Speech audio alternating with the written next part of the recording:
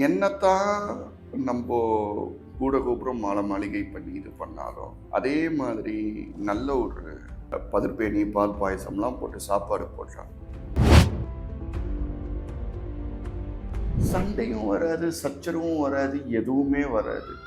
அப்படியே பண்ணணும்னு தோணினாலும் எண்ணங்கள் மாறிடும். அதுக்கப்புறம் அதுக்கான விஷயங்களை நம்ம செய்ய நம்மளுக்கு ஒரு தெளிவு கிடைக்கும். இது பண்ண இது வேணும், கான்சென்ட்ரேஷன். இது கீழே உறக்கூடிய ஒரு மெயின் ரீசனே. இப்போ நீங்க பேசுறீங்க, நீங்க பேசும்போது உங்களை கேள்வியை நான் கவனிக்கணும். அந்த கேள்வியை கவனிக்காம நான் எங்கேயோ போயிட்டேன்னா இந்த கேள்விக்கான பதில்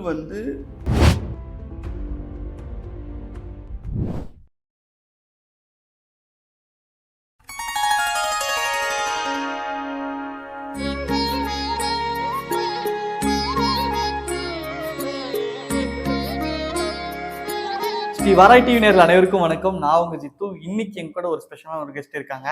actor and astro plant analyser Sriram Chandrasekhar அண்ணா இருக்காங்க. வணக்கம்ண்ணே. வணக்கம். எப்படி இருக்கீங்க? நல்லா இருக்கேன். நீங்க எப்படி இருக்கீங்க? சூப்பரா இருக்கேன். ஸ்ரீமாதா ஆயுள் தேகி, தனன் தேகி, வித்யான் தேகி, மகேஸ்வரி, சமஸ்த அகிலம் தேகி தேகிமே புவனேஸ்வரி, சர்வம் புவனேஸ்வரி. ஆகா, எடுத்துனே ஒரு பாசிட்டிவான ஒரு வைப்ரேஷனோட ஸ்டார்ட் பண்ணிட்டீங்க. மகிழ்ச்சி. இந்த ஆடி மாசம்னு சொன்னாலே நிறைய பண்டிகைகள் இருக்கு, கொண்டாடிட்டே இருக்கிறோம். ஸோ அதில் பார்த்தீங்கன்னா நம்ம வரலட்சுமி விரதமாக இருக்கட்டும், ஆடிப்புறமாக இருக்கட்டும், நிறைய பண்டிகைகள் இருக்கு. எனக்கு இப்போ வரலட்சுமி விரதத்தை பற்றி நிறைய தெரிஞ்சுக்கணும், அதை உங்ககிட்ட இருந்து நான் தெரிஞ்சுக்கணும்னு ஆசைப்பட்டேன். அதை பற்றி பேசலாமா? வரலட்சுமி நோன்புங்கிறது நம்ம மங்கையருக்கான ஒரு மிகப்பெரிய ஒரு வரவேற்கக்கூடிய ஒரு விரதம் தான் வரலட்சுமி நோன்புங்கிறது. இதுல ஒரு சின்னதா ஒரு புராணம் முதல்ல போயிடும். அந்த புராணத்துக்கு அப்புறம் அப்படியே உங்களோட கேள்விகளுக்கு என்னால் தெரிஞ்சவரை நான் கண்டிப்பா ஆன்சர் பண்றேன். அதாவது இதுல சாருமதி அப்படிங்கிற ஒரு பெண்மணி குந்தினபுரம் அப்படிங்கிற கிராமத்துல இதுலேருந்து நைட்டு பாதி ராத்திரி தூங்கும்போது கனவுல அம்பாள் இந்த மாதிரி நீ விரதம் பண்ணா நீ மிகப்பெரிய ஒரு வரப்பிரசாதமாகவும் உனக்கு என்னெல்லாம் தேவையோ 16 பெற்று பெருவாழ்வு வாழ்வு அப்படிங்கிற அளவுக்கு உனக்கு வளம் வரும் அப்படிங்கிறது அம்பாளோட ஆசீர்வதிச்சோட அவங்க என்ன பண்ணியிருக்காங்க, தான் பெற்ற இன்பம் பெருகையின் வையகம் அப்படின்ற மாதிரி அவங்களோட விஷயத்த எல்லாருக்கிட்டேயுமே, பக்கத்தில் இருக்கிறவங்க, எழுத்த வீட்டில் இருக்கிறவங்க, எல்லா பெண்மணிக்கிட்டையும் கூப்பிட்டு சொல்லி எல்லாரும் சேர்ந்து பண்ணி அதில் ஒரு சந்தோஷத்தை பார்த்தாங்க. விஷயத்தை நடந்தது அதே மாதிரி. ஸோ அதை முன்னிட்டு தான் நம்ம இதை நடந்துட்டு இருக்கோங்கிறது விதி. அருமை அருமை, அழகா சொன்னீங்க. அதே மாதிரி இந்த வரலட்சுமி விரதம் சொல்லும்போது கோலாகலமா கொண்டாடுவாங்க, நிறைய கிராண்டா எல்லாம் பண்ணுவாங்க. அப்படி நடக்கும்போது அங்க இருக்க வீட்டுல இருக்க பெண்மணி யாராவது மனதார ஏதாவது பேச நேரிடும்ல, அப்படி நிறைய நான் பார்த்துருக்கிறேன். அப்படி பேசும்போது அவங்களுக்கு நீங்க இந்த இடத்துல நீங்க என்ன சொல்லணும்னு ஆசைப்படுறீங்க? அதாவது என்னத்தான் நம்ம கூட கோபுரம் மாலை மாளிகை பண்ணி இது பண்ணாலும் அதே மாதிரி நல்ல ஒரு வெத்தலை பாக்கு, பழம், அதுக்கப்புறம் நல்ல பால் பாயசத்தோட பதிர்பேணி பால் பாயசம்லாம் போட்டு சாப்பாடு போட்டாங்க. அந்த இடத்துல ஒரு சின்ன ஒரு இது இருந்ததுன்னா அது மனசை வலிக்கத்தான் வலிக்கும். மனித மனசுங்கிறது ரொம்ப ரொம்ப ரொம்ப நான் எல்லாரோட சேனல்ஸையும் நான் சொல்லிட்டு வந்துட்டு இருக்கேன். மனசு very very important for all, what ever you need அப்படிங்கிறது நான் எல்லா சேனல்லையுமே சொல்லிட்டு வந்துட்டு இருக்கேன். நீங்க மனசு எங்கேயோ அலப்பாஞ்சிட்டு லட்ச ஜபம் பண்ணா பிரயோஜனமே கிடையாது. உண்மை உண்மை. அதனால இந்த மாதிரி ஒரு பொண்ணு, நீங்க ஒரு பொண்ணுக்கு சங்கடப்பட்டா எப்படிங்கிறத சொல்லுங்க.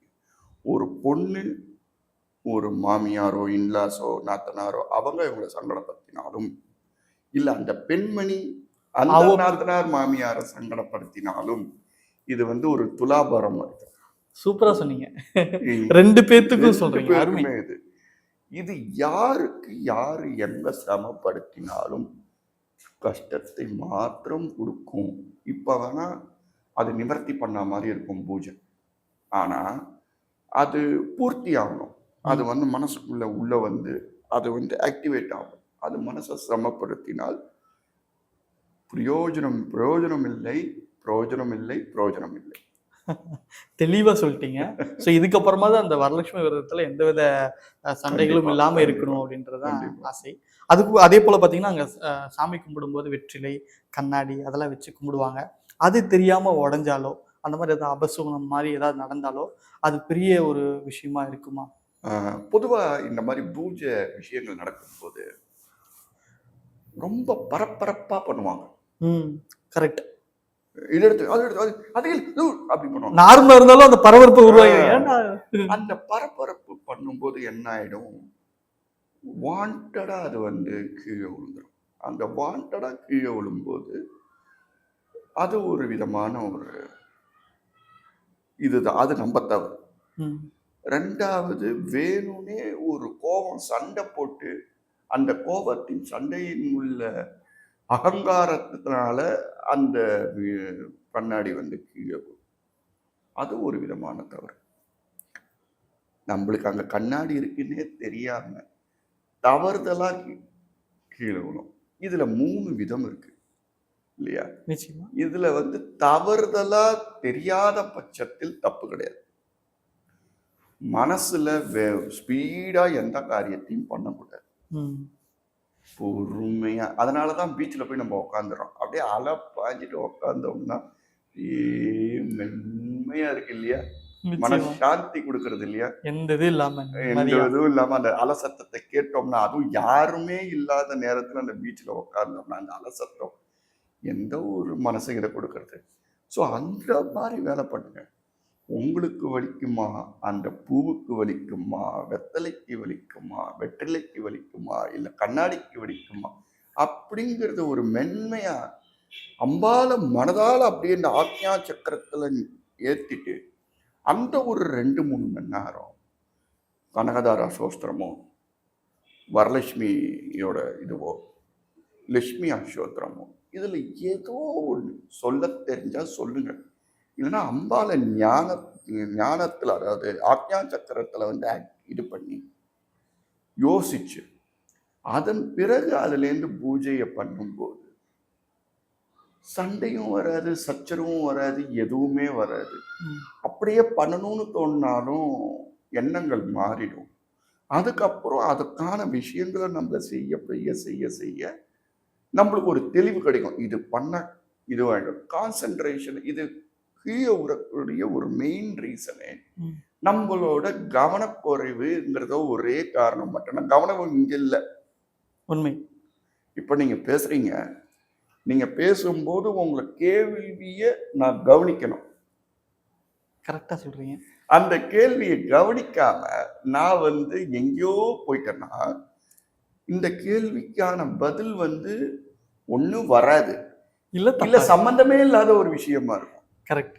ஸோ இது 2மே இல்லாம நல்ல ஒரு இதுவா சொல்றோம் அப்படின்னா அந்த வரலட்சுமி நோம்புக்கு ஒரு கரெக்டா மனசை நிமிர்த்தி மனசை சாந்தி பண்ணி அதுக்கு வலிக்குமா உங்களுக்கு வலிக்குமான்னு மென்மையா ஒரு பச்சை குழந்தைக்கு எப்படி நம்ம குளிப்பாட்டி விட்டு பால் ஊட்டி சீரூட்டி அதோட பஞ்சு இதுக்கு பண்ணுவோம், அந்த மாதிரி அம்பால நினைங்களேன் எப்படி இருக்கும்னு பாருங்க.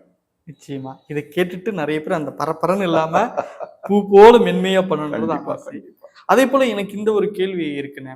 என்னன்னா இப்போ வரலட்சுமி விரதம் இந்த நோன்பு அப்படின்னா கொஞ்சம் கிராண்டா பண்ணாதான் அந்த வீடு நல்லா இருக்குன்னு எல்லாரும் நினைச்சிட்டு இருப்பாங்க. நிறைய சின்ன வீட்டுல இருக்கவங்க, கஷ்டத்துல இருக்கவங்க, ஐயோ நம்மளால பண்ண முடியலையே, 4 பேர்த்த கூப்பிட முடியலையே அப்படின்னு இதை பார்த்துட்டு இருக்க நிறைய பெண்மணிகள் கூட நினைக்கலாம் நம்மளால கிராண்டா பண்ண முடியலையேன்னு. அவங்களுக்கு இந்த தருணத்துல ஏதாவது சொல்லணும்னா என்ன சொல்ல? முக்கியமான விஷயம் இது. அதாவது சதாசிவ பிரம்மேந்திரா அப்படின்னு ஒரு சுவாமிகள் எல்லாருக்கும் தெரிஞ்சிருக்கும், சில பேருக்கு தெரியாது. அவர் ஒரு கிராமத்துல வரார். சதாசிவ பிரம்மேந்திரா ஊருக்கு வரும்போது சதாசிவ பிரம்மேந்திரா எங்க ஆத்துக்கு வரார். நாங்க பஞ்சபட்ச பரமானந்தம் இங்க சமைச்சு வச்சிருக்கோம் சுவாமிக்கு நேவேத்தியம் வந்து சதாசிவ பிரம்மேந்திரா இங்க வரார், எவ்வளோ பெரிய இதுன்ட்டு அவங்க அவங்க வீட்டுல வந்து ஒரு மிகப்பெரிய ஒரு விருந்து இதுல இருக்காங்க. இல்ல ஒரு ஆணவத்திலையும் கர்வத்திலையும் இருக்காங்க. ஸோ அந்த மாதிரி இருக்கிற சமயத்தில் சுவாமி வரார். சுவாமி வந்து பூஜை முன்னாடி உட்கார்றார், பூஜையை பார்க்கிறார், அம்பாலை பார்க்கிறார், நெய்வேத்தியங்களை பார்க்கிறார், திருப்பி அம்பாலை பார்க்கிறார். அம்பாலோட விக்கிரகம் இருக்கே தவிர்த்து அங்க அம்பாள் இல்லை. அவருக்கு தெரியும். ஏன்னா ஞானத்தின் இது பண்ணவர், கிருஷ்ணர் பாட்டெல்லாம் இது பண்ணவர், கிருஷ்ணர் பாட்டை பண்ணி மாரியம்மன் அவரை புரிய வச்சு அவர் அம்பாள் பக்தியை புரிஞ்சவர் அவர். அதனால அவர் மிகப்பெரிய ஞானி. அவர் பார்த்து அம்பாள் இல்லையே அப்படின்னு இப்படி இப்படி பார்க்கும்போது கொல்லப்புறத்தை பார்க்குறாரு. கொல்லப்புறத்துல அம்பாள் கஞ்சி சோறு இருக்கு இல்லையா, அந்த கஞ்சி சோறத்தையும் வெங்காயத்தையும் கடிச்சு கடிச்சு சாப்பிட்டுட்டு இருக்கார். அவர் பார்த்து கேட்கிறார் அப்படின்றார். அவ ஒண்ணு அப்படின்றா. அருமை அருமை. அந்த மாதிரி ஒரு மென்மையானதாகும் அந்த ஒரு ஆத்மார்த்தம்னா நீங்க எனக்கு இங்க என்ன கொடுக்குறீங்கன்னு எனக்கு அவசியம் இல்லை.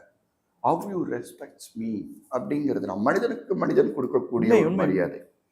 ஸோ மனிதனுக்கு மனிதன் கொடுக்கக்கூடிய மரியாதையே நம்ம எதிர்பார்க்கும் போது நீங்க ஒரு இறை சக்தியை இழுக்கணும்னு நினைக்கிற நீங்க எவ்வளவு இதுவா பண்ணணும், அது மாத்திரம்தான் பகவான் எதிர்பார்ப்பாங்களே தவிர்த்து நீங்க 16 வகையான நெய்வேத்தியங்கள் வைக்கிறீங்களா, நீங்க அந்த அம்பாளுக்கு நகைகள் வந்து போடுறீங்களா, வளையல் வந்து போடுறீங்களா, அந்த அம்பாலோட ரூம்ல ஏர் கண்டிஷன் போடுறீங்களா அப்படிங்கிறதெல்லாம் கிடையவே கிடையாது. அம்பாலே இல்லைன்னா கூட ஒரு காமாட்சி விளக்கு வச்சு வேண்டு தப்பே கிடையாது.